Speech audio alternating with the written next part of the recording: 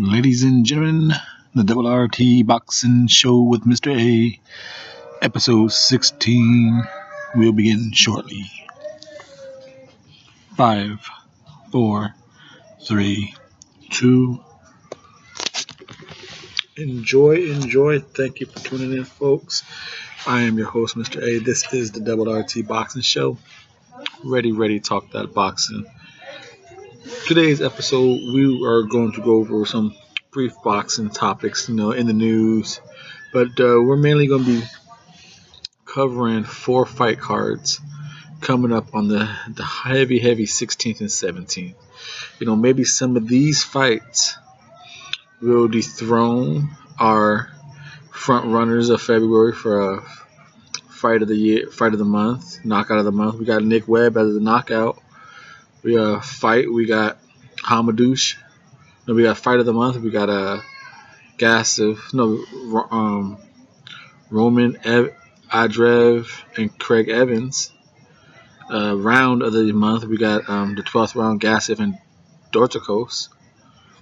So maybe within these 4 cards on the 16th and 17th, we will have some new placements.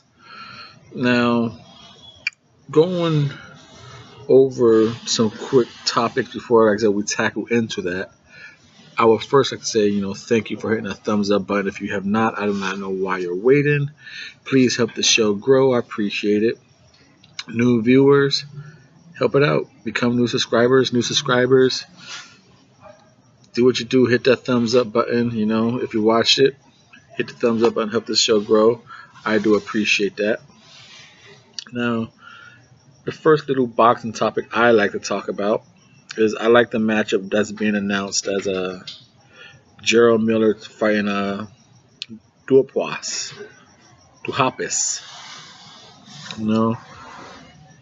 I believe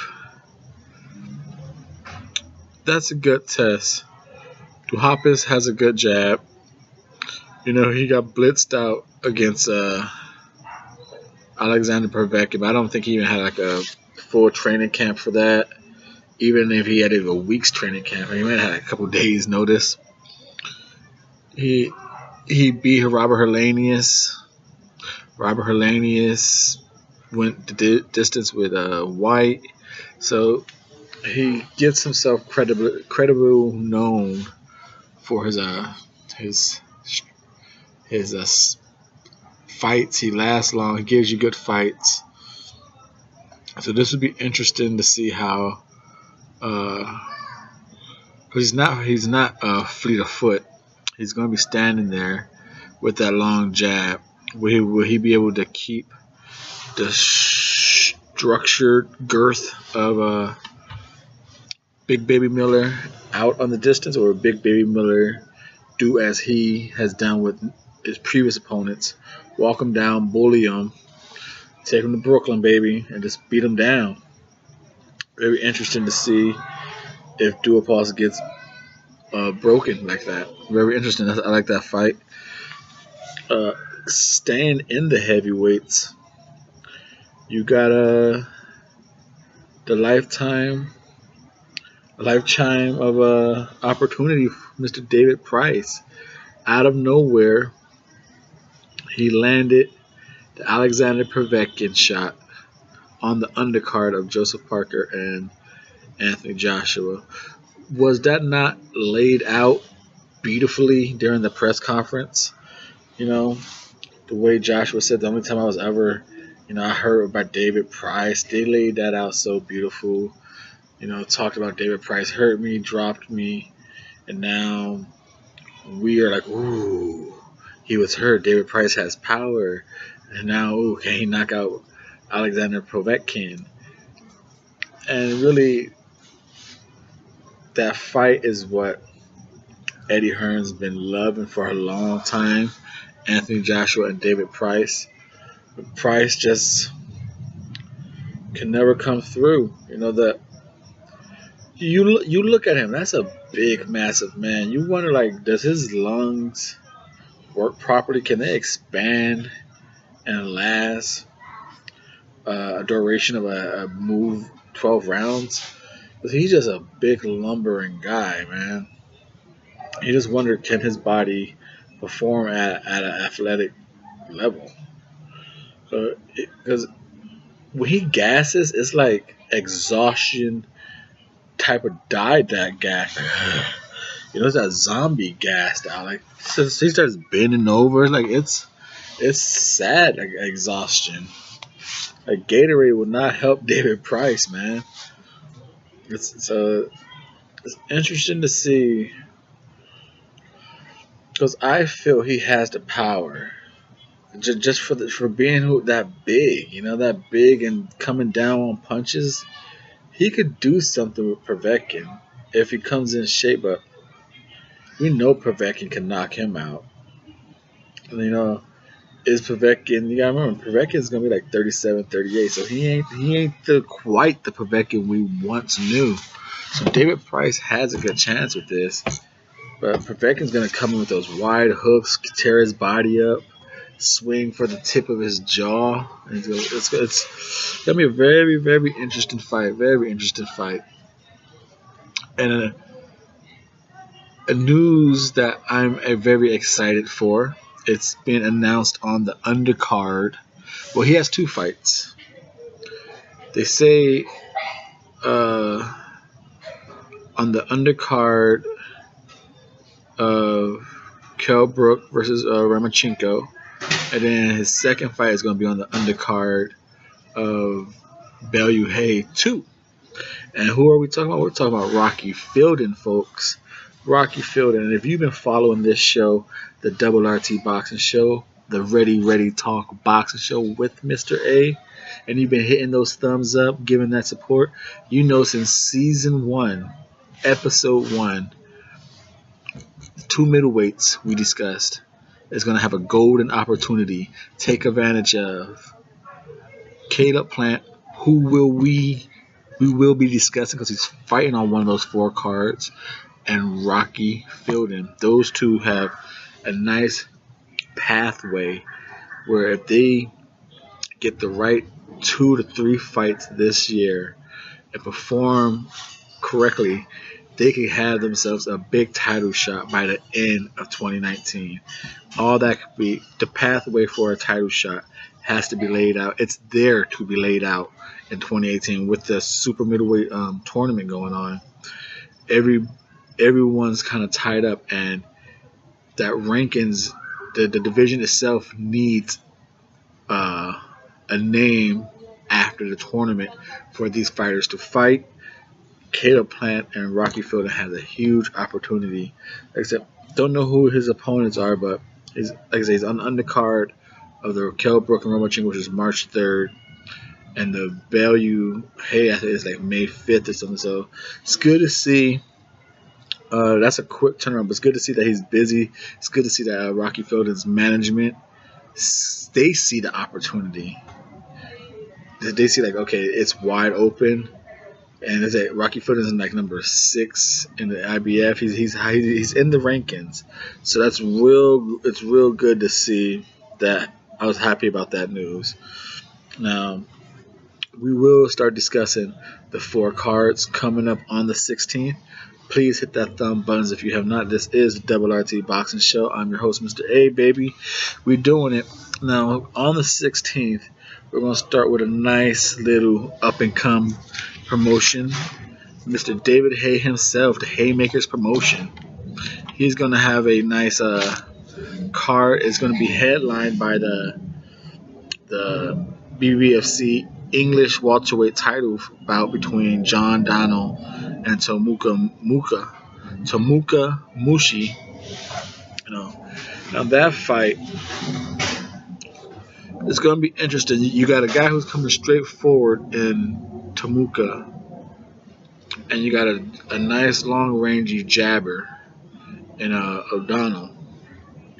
You know, the two of these guys have a combined record of 48-3. So losing ain't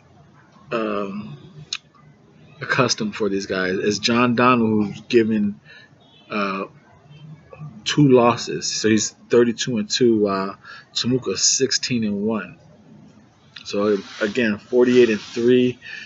John Donald is very confident that this victory is his. He said, it's interesting to see a straightforward fighter without much power in Temuka. He's gonna have to get past the jab of Donald, a controlling jab. He said, Temuka's gonna have to show some legs that I haven't seen. So that's a very interesting fight. And then on the undercard of that, you got Joe Joyce making his second fight against Rodolfo Jorzik. The guy has fast hands, legs not as fast as his hands. So Joe Joyce most likely is going to try and keep this guy moving and not let the power go with his legs to his hands, because he can throw his hands pretty fast. So interesting to see what Joe Joyce does, considering like I said, he's like 33, like low 30s. He has the WBS experience, but nothing pro, so he ain't getting no title shot. He's out there saying he wants to fight Daniel Dubois. He says he'll beat Joseph Parker. They're trying hard to keep his name out there, trying hard to get his name mentioned, I should say. You know, so will Frank Warren be willing to throw one of his people in there with Joe Joyce? I'm pretty sure the fight that Gorman and Daniels is like the next big fight, at least a mini. Like if Chamberlain and Okoye was like a nice prospect battle, I think Gordon and Dubois should be a nice little noise maker. So I don't know what other fights out there could be made for George Joyce. I don't know much of the UK low heavyweights.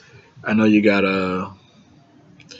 Nick Webb, who's leading the February knockout of the month. So go for Nick Webb. Go for. Do you really want to fight the Doran Darches and all that stuff? Don't waste a fight on that unless you really just need an opponent. Go knock the Doran Darch out. And then also on the 16th, you have a top rank card.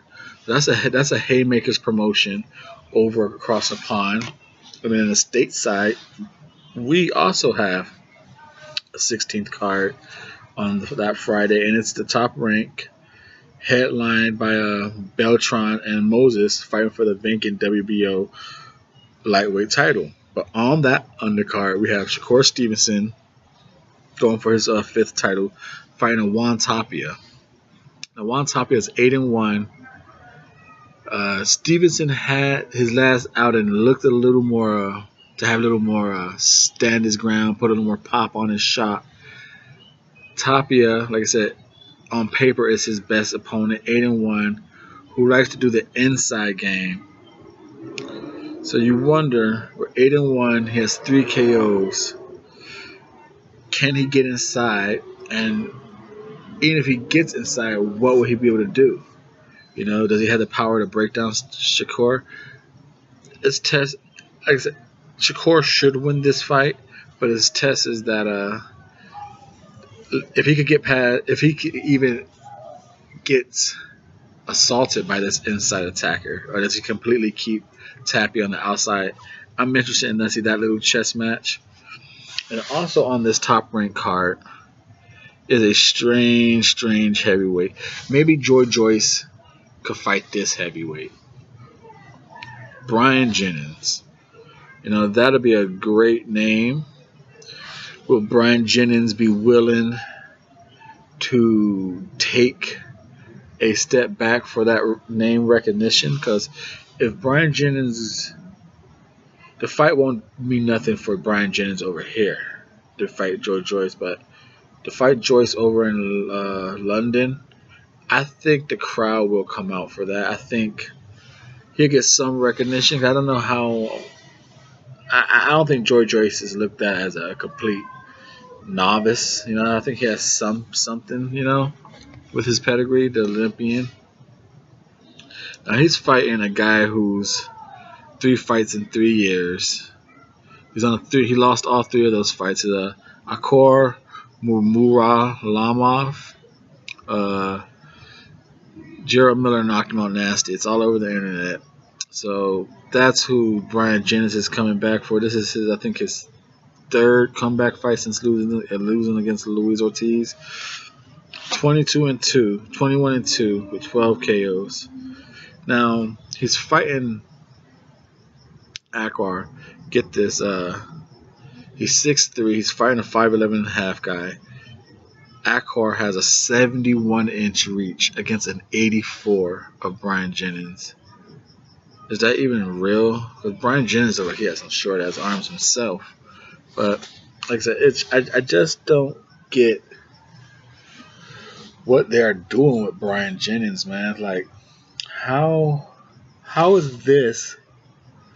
Excuse me. How is this going to position Brian Jennings to, to do something? There's those little sister belts, little brother belts, those intercontinentals, continentals, the silvers. Brian Jennings be trying to get some of those belts. Like look at Alexander Povetkin. He got the continental and intercontinental. I think the WBA version and the WBO. He got both those belts to help him get himself a title shot.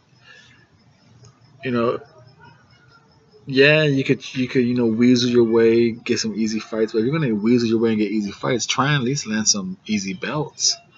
It's these fights right here. I don't know what they're gonna do with Brian Jennings. Brian Jennings needs to be fighting like a Charles Martin or something. This Akor Muralamov, again, it's because Top Rank really doesn't have a heavyweight feel, so it's hard for Brian Jennings to get matches, and this is who his matches are going to get. And then you got the headliner in Beltran and Moses, but the fight that I think is going to steal the night belongs to the welterweights, and it's going to be for the North American Boxing Federation welterweight title. That championship belt is being held by Egis Kavalaskis, the Mean Machine. He's fighting David Anavezian. His name to fame is beating Mosley, going the distance with Lamont Peterson. Now this fight, but my opinion on this fight is that both these guys could throw any punch in the book. David has a little better leg movement. Will he be able to pick and pop against the knockout Egis? Egis has more power, but will he be able to catch him? So it's going to be, I think it's going to be a cat and mouse game. I don't feel David will be able to stand toe to toe like he did at moments with Lamont Peterson.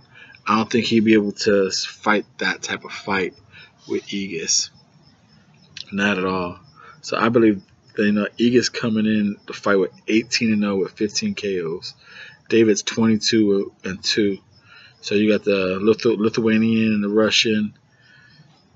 It should be a very interesting fight. That's my card stiller right there. And then of course you got the headline, Raymond Beltran taking on Paulus Moses for the vacant WBO lightweight title. Now they've been doing a lot in this past month, last couple weeks. They've been doing a lot to really, they being Top Rank, to quietly promote this fight. They had Lomachenko, or somehow talking about Lomachenko and Linares, knowing damn well that Top Rank, Bob Arum, they're going to go for the WBO belt by Lomachenko. But the only way to keep that fight happy and alive, Ray Beltran needs to win. So, Lomachenko keep his name hot. Say he wants to fight Linares. Say he wants to fight Linares. The name is hot. The name is hot. And then all of a sudden, Beltran wins. Oh well, Lomachenko's gonna go fight Beltran, get a belt, and then fight Linares. You know how they're gonna build it. That's why I think Eddie Gomez from Golden Boy said all that talk with Top Rank never sent with no paperwork. They're just trying to build, keep Lomachenko's name hot off Linares. So when it's time to fight Beltran, he has buzz going in there. Oh, he's getting a belt for a unification. This is why he's fighting him, knowing damn well that's what he was gonna fight 6 months ago. Now the fight itself between Beltran and Moses is a tough one. It's gonna be a tough one. You got the Hitman, Paulus Moses, 40-3, 25 KOs with 1 KO on his defeat. You got Beltran, 34-7. The Hitman is still looking pretty lively with his legs and feet. Beltran gets hit. We saw that in his last fight before he knocked that dude out. Beltran does get hit. His type of style is to kind of bully you, and that's never a highly successful style as the fighters who possess it get older. So if you're depending on bullying and you ain't got the strength, the girth behind you to maul someone down, you get a little easier to escape. You get a little easier to pick off on the come in. And so like I said, and the Hitman still look like he be bouncing on his feet quite lively. His chin looks a little suspect as he gets older. That's what old people, older fighters can't quite take a punch like they used to. But he could deliver it, and he has the movement. So we'll see. Will he be able to keep this fight on the outside? Stun Beltran, picking him apart, and then advance himself in and drop bombs? Or will Beltran still have the bulliness in him to walk him down and eventually just wear that body down, wear the older man? You got a 40-year-old taking, well, a 39-year-old taking on a 36-year-old. So you figure they're going to be 40 and 37 maybe. So you wonder, the jab and then the hopping in with the power, the 1-2 power of Paulus Moses, just against the brute maul you down of Beltran. Both these guys are going to get hit, and I think whoever controls the jab probably is going to win that fight. And can Beltran get Paulus on the ropes, and can Paulus keep turning Beltran and just pop him with that 1 and 2? Whoever controls the jab, big winner in that fight. Beltran's going to try and work that body. I wonder if Moses is going to do a body attack. But I think he's mainly going to focus on the 1s and 2 and try and drop a nice bomb on them. So like I said, those are the 2 16th cards. The Haymaker Promotions being headlined by John Danu and Tomuka Moshu for the BBBFC English welterweight title, with the undercard of co-main event of Joy Joyce taking on Radulf Jerzik.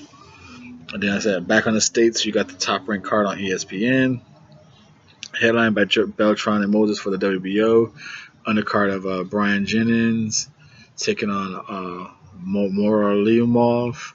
You got Aegis and David for the fighting for Aegis's North American Boxing Federation welterweight title. You got the little undercard in that of Shakur Stevenson looking to get a little more power in his punches, repeat the past performance. He's going against Juan Tapia, his best opponent on paper, who's a body attacker. So we're interested to see that. And then we move on to the following day, Saturday the 17th. Now, this, folks, is headline. Like I said, we talked about 2 cards, and we got 3 more cards to talk about. So this is a 5 card. talk about, not a 4 card, a 5 card. Do apologize. And over here in the States, there's going to be 2 cards on the same day bleeding into each other. The first one is by Pandora and Pandora International Incorporation. That's going to be headlined by Devin Alexander taking on Victor Ortiz, with the undercard of Caleb Plant taking on Porky Medina. Like I said, and that fight itself, like I said, I mentioned that Rocky Field and Caleb Plant's going to have an opportunity, and this is going to be their 8 months, 9 months to really seize it. I think really steer their career where they want to go. This is it for Field and Plant, a big moment. So, and you got Porky. He's considered, I guess, a gatekeeper. Because right now, this fight, if he beats Caleb Plant, it's okay for him. But if Caleb Plant beats Porky, it's big for Caleb Plant. This fight gets Caleb Plant a bigger fight to a title shot. Now, if Porky wins this fight, it might make him a tune-up for a better opponent. You know what I mean? Like right now, this is a challenging fight for Caleb Plant. A victory for Porky Medina just makes him a tune-up opponent. So he'll fight super middleweight, for example. If Porky was to win this, he'll fight who's a top super middleweight. For instance, he'll fight like a Callum Smith. Even though he's in the tournament, I know, but he now becomes a tune-up. So interesting to see will the pressure of Porky make Caleb Plant making some mistakes? Will the pressure of the stage make Caleb go for the knockout again, or will Caleb keep his composure and do what he's been doing as of late, showing why they call him Sweet Hands? He's been boxing. Will he be able to turn constantly, keep Porky guessing, keep him off rhythm? Interesting to see what Caleb Plant does, because he has a very hard-hitting, aggressive fighter coming his way, and his style with nice combinations, pick 'em shots, and he has a little arrogance of confidence. So interesting to see how Caleb Plant handles this big stage. It's the biggest fight of his career right now. And this is headlined by a strange fight that no one saw coming. Devin Alexander and Victor Ortiz. That is a fight no one saw coming, but no one is really talking bad about that fight. That's 2 fighters that's well even. If you want to call them B fighters, C minus plus fighters, but these are 2 fighters that's same boat, former champions. Both need to come back. Very interesting fight, and to me, this fight has a lot of behind the curtains importance. Because I feel Errol Spence is not gonna get a unification bout at the end of the year. He's gonna fight Carlos Ocampos, it's mandatory, and he's gonna need one more fight. He's gonna need that voluntary fight. Who's he gonna fight? Thurman's not gonna fight him, so there's no other champion out there. The WBO Crawford or Horn winner. If Horn wins, he might fight Spence at the end of the year. The odds of Horn winning are very slim. Even though, as of right now, I'm leaning towards Horn. As of right now, crazy. I know. If you watch this channel, you know I make some crazy predictions. But as of right now, it might change by the fight comes around. But I'm slightly leaning towards Horn on another upset. Just big mauling. He is slow. There's gonna be a lot of swing rounds. and he'll slow Crawford's action down. But I'm just barely. I mean, Crawford at the same time could just pick that dude apart. So like I said, will that winner face Horn? I mean, will that winner face Spence at the end of the year? Chances are very, very slim. So Spence is going to need an opponent. And right now, Devin Alexander is number 7 in the IBF. You got Bradley Skeet at number 3. Number 4 or something like that. You got Ray Robinson and Dennis Ugas fighting for the number 2 spot, and who is on the Danny Garcia undercard, which we're going to be talking about, which is the following card. That's the Showtime the night 17th card. But this Victor Ortiz, like I said, Alexander's 7th in the IBF. Number 1 is empty. Number 2 is going to be the winner of Ray Robinson and Yorganis. So if that winner gets in a very boring fashion, no one's going to want to see that winner face Spence. But if Alexander beats Victor Ortiz in a very nice fashion, that number 7 spot, he's probably going to go to like number 5, maybe number 4. And being fresh in people's minds, I think they'll be okay with that voluntary fight. Same with Victor Ortiz. If Victor Ortiz could do a nice upset in a nice, like, eyeball flashing, memorable way, the fans will love to see Victor Ortiz and Errol Spence, especially since Victor Ortiz has that stigma of when he gets hit hard, he quits. So everyone will be like, man down, Errol Spence gonna make him quit. Oh, Hollywood, Victor Ortiz ain't got nothing. So that'll be a nice little story right there.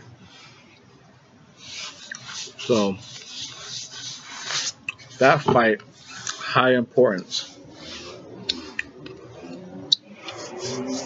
And that is the daytime fight by Pandora Industries, not International Industry. Pandora International Corporation. They're promoting that card. And then later on at night, you got a bunch of partnerships. You got Tom Brown Promotions. You got Mayweather Promotions, Danny Promotions, all putting a little money in for this PBC production on Showtime. That itself, like I said, is being headlined by the Danny Garcia. Danny Garcia versus Brandon Rios. But on that, the undercard is looking pretty well hot. Like I said, you got the opening act. You got Ray Robinson taking on Yordenis Ugas. That's it. That fight got elevated to the number 2 vacant spot in the IBF. So one of these guys, I think they're both Ray Robinson like on a 5. They're both like within a 5-fight winning streak. Ray Robinson's a tall southpaw. Yordenis is a orthodox. They're both in that fighting prime age, 31, 32, 5'9" versus 5'10". 24-2 in Robinson, taking on a 20-3 in your Ugas. Robinson's a nice kind of work behind the jab, while Ugas is going to come forward and try and go paint the body up and down. It's good little who's going to dictate that pace, because as good as Ugas have been, I don't believe he can afford to try and box Robinson. I think he might just fall behind a little rounds, and maybe like if there's a chance he could wait too long to turn it on and lose a very close split decision. So the one who dictates the pace in that fight, I feel is going to be it's going to come out and win that fight and become the number 2 spot in the IBF for Errol Spence. And then the co-main event on that card is the rematch for the WBC super middleweight title, the green and gold belt, that being held by the young man himself, David Benavidez. Now, he blatantly said, I'm going to knock him out, him being Ron Gravel, in the rematch. Now, this rematch, to me, because of the late 12th round knockout, I had Gravel winning that fight.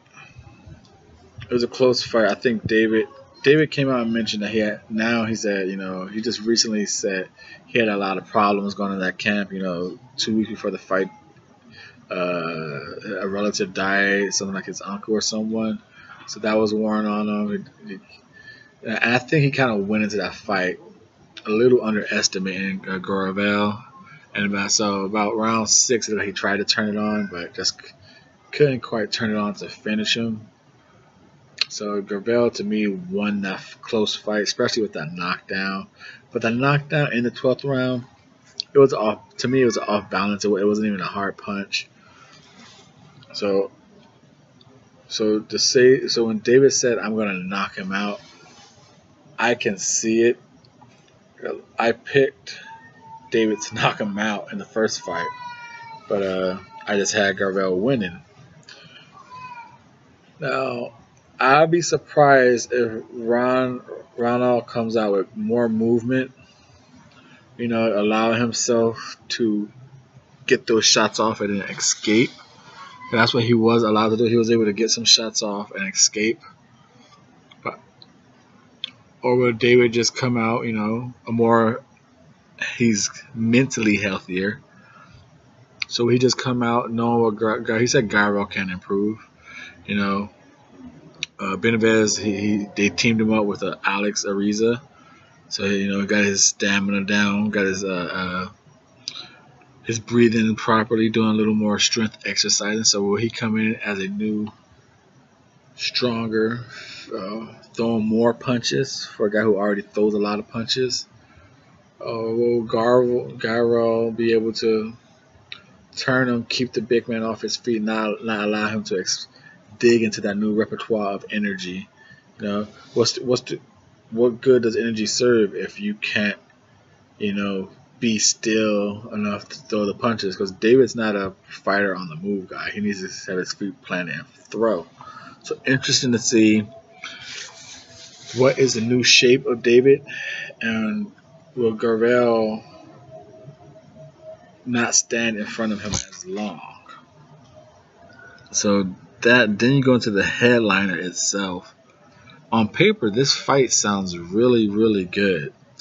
33-1, 34-3, 19 KOs versus 25 KOs, 56%, both orthodox. You got a 68-inch reach for both of them, 5'8", 29 versus 31, 218 rounds, 212 rounds.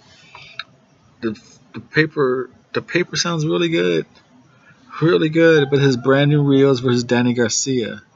But don't those numbers sound like, wow, that's a very nice fight right there. 33-1 versus 34-3, 25 KOs, 19 KOs. Sounds like a really, really good fight. It just, seeing that the pictures floating around that Brandon Rios is in a serious training camp, doing good. But I'm a little concerned that being right now, we're on February 9th. Those pictures probably about a couple days ago. He's still in that sweatsuit, that the raincoats,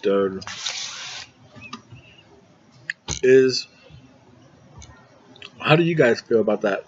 To be wearing that weight loss suit this deep in the training camp, this close to the fight, it makes me wonder what type of shape is he going to be in. He's still trying to lose weight. It's going to be soft around the midsection. It's going to look good for about 5 rounds and then gas out. I don't know, I don't believe that Bam Bam's going to come back and prove it. I just don't. I think him and Danny's not dumb enough. He's gonna. I don't see Danny being dumb enough to stand there and just have a Leo type of Cruz, Abner type fight. He might have a little moments of exchange, but he'll go to boxing on the outside. Angel is not gonna let him stand there and risk losing any type of opportunity against Brandon Rios. Because that would be, not only will it be a second loss, but it'll be a big step back in his career. He'd have to fight names just to erase that loss. Like 2 big fights back to back. He can't lose to Rios and then go fight like an Algieri. It's like, no, bro, you don't get unless Rios just knocks him silly, like surprising us. Bernard Hopkins him. What if Rios Bernard Hopkins Danny Garcia? You find DSG feet hanging from the bottom rope. Can you imagine if Brandon Rios branded Bernard Hopkins Danny DSG? Unbelievable. So that is the night 17th card. And then across the seas, you have a 17th card. You have 2 sides. Each side of the pond has 2 cards, one for the 16th, one for the 17th. And the night card over in London is by Sauerland Promotions, and that is the WBSS card, the super middleweight event of Chris Eubank Jr., the IBO champion, taking on the WBA George Groves. These 2 guys have been going at each other for a good little juicy couple weeks now. As the fight is getting closer, Groves is saying that Eubanks have got the public fooled. All his stupid trainings, all his throwing hand punches, it's all glitter, basically. And Eubanks is saying, I hurt Groves in sparring. I know I'm gonna get him. There's no way he's gonna last to this final bell. I think he says it ends in 10. And it's a lot of good talking, but when the fighters are in the ring, it's gonna be whoever takes over the bridge between the fighters.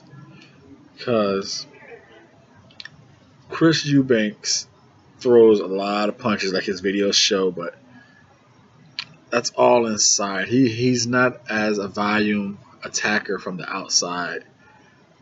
Whereas George Groves has the 1-2 hook to the body from the outside.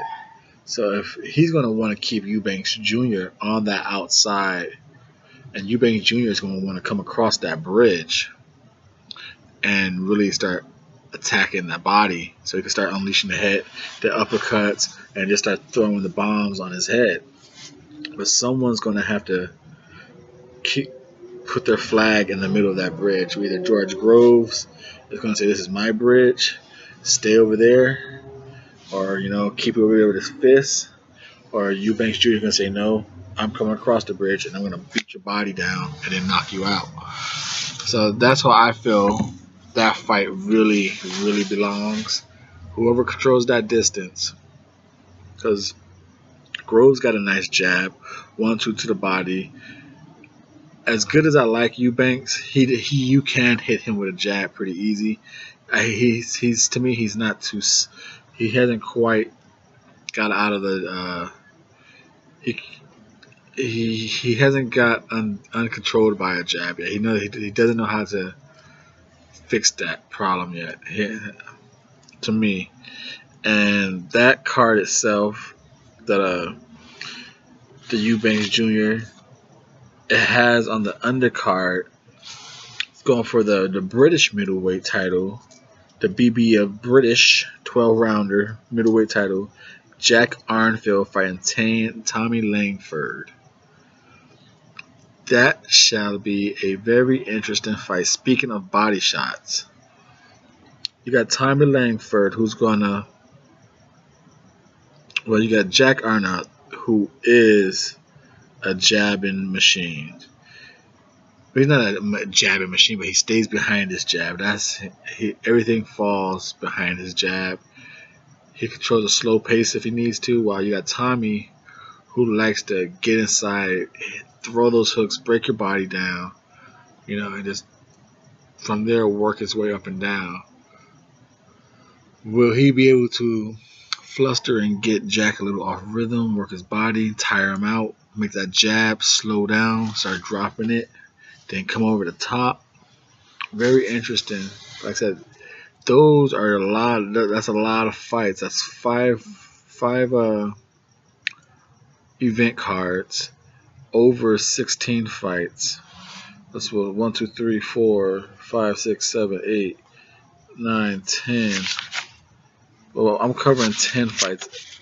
10, 11, 12, 13. 13 fights I'm covering from those 5 cards. So look the breakdown, the predictions will come. They're gonna be as grouped as in the event cards. Due to my timing, my limited time, I can't dedicate it to the show like I would like to. How I was doing during the pilot. So the breakdowns will start to be in events. So I do apologize for people who just want like one specific fight. You will have to watch the show and just enjoy the rest of the card, that breakdown prediction for the rest of the card, because that's how the breakdowns will be now, unless it's just that a single fight being covered. Then that one fight will be a breakdown prediction. But from here on out, the breakdown predictions will be events, as in cards. So that's the 16th and 17th. The 10th, it was the Miguel Burchett finally getting an opponent in Maxwell Obuku.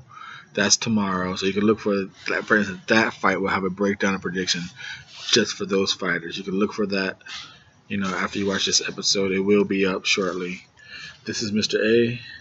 Thank you for your support. Episode 16. Hit that thumbs up. Show the love for it. Ready to talk that boxing, baby.